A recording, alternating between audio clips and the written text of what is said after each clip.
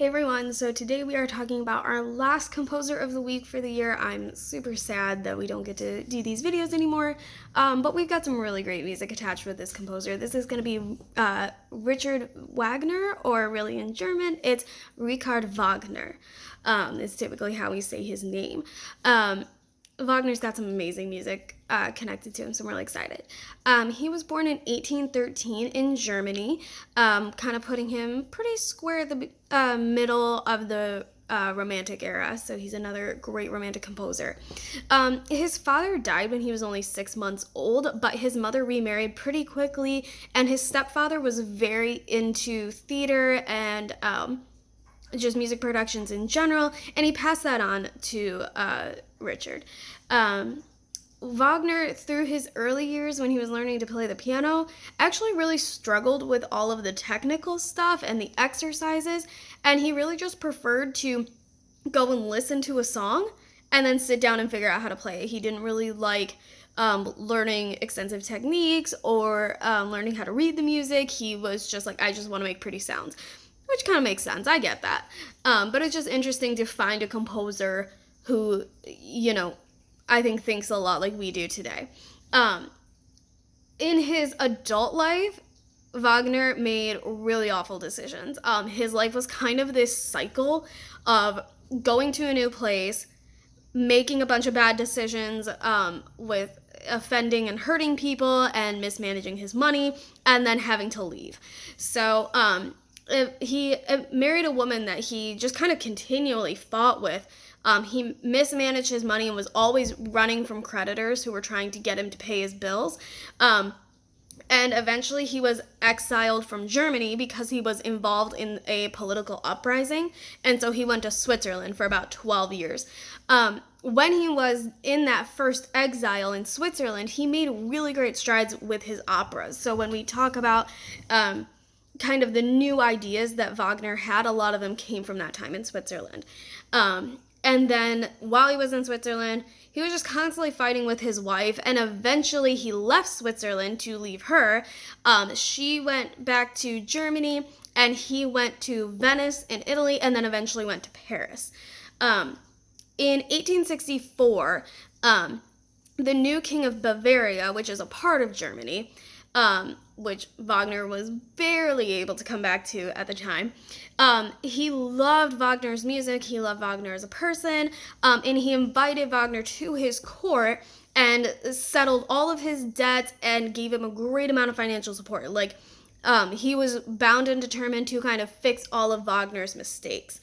However, Wagner was still not a great person to get along with. He had a lot of political views that people did not agree with, and everyone else in the court of Bavaria really disliked him. And so by December of 1865, so like a year or two later, they disliked him so much that he was asked to leave again. And so he went back to Switzerland at that point. In 1871, he was able to move back to Bavaria in a little town called Bayreuth. And there, the town council decided to give him just a big plot of land to build an opera house on.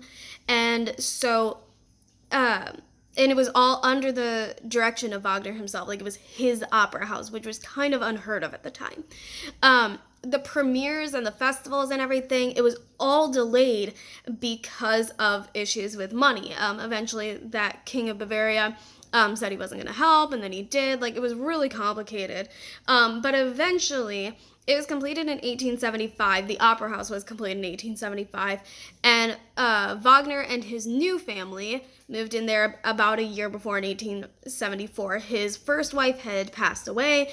He had married a new woman, and they had several children together, all before this even got finished. And so that they were able to move onto the ground. So they literally lived in this garden. It almost looked like a palace, but it was an opera house, all for Wagner.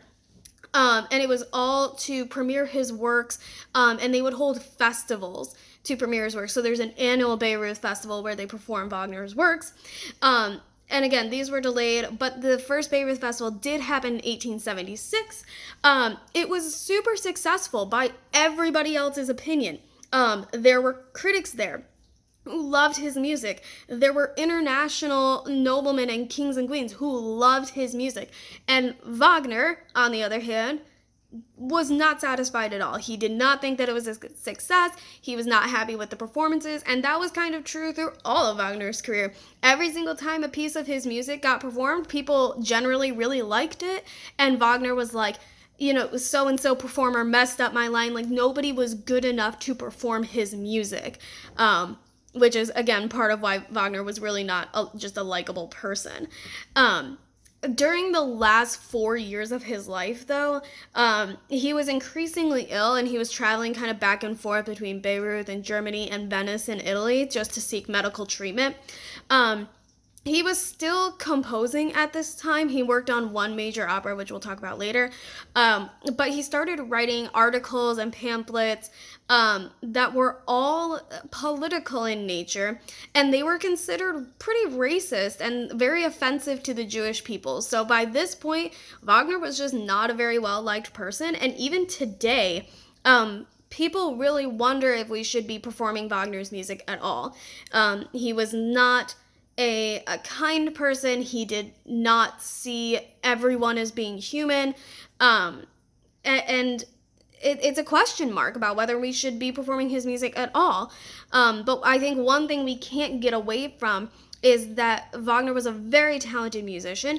He was very intelligent, and he made changes to music history that we can't ignore. We can stop performing his music. We can stop talking about him. But it's not going to change the way that he affected the world and the way that he affected music history. And so if we want to understand everything that came after Wagner, we do have to understand Wagner and his music and how he wrote it. So I do think it's important to at least learn about that, but also to recognize that the man had flaws. He was by no means a perfect person, and it's okay to sit there and say he was wrong about a lot of things. He did eventually die in 1883, and he was actually buried on the grounds at Beirut, so he's still there, and I believe his wife was also buried with him as well. So we're going to talk a lot about his operas this week. We're going to talk about just some visions that he had for music and where he thought that music and theater should be going after this. So I'm excited to talk about him this week. I hope you guys really enjoy him, and I will talk to you tomorrow.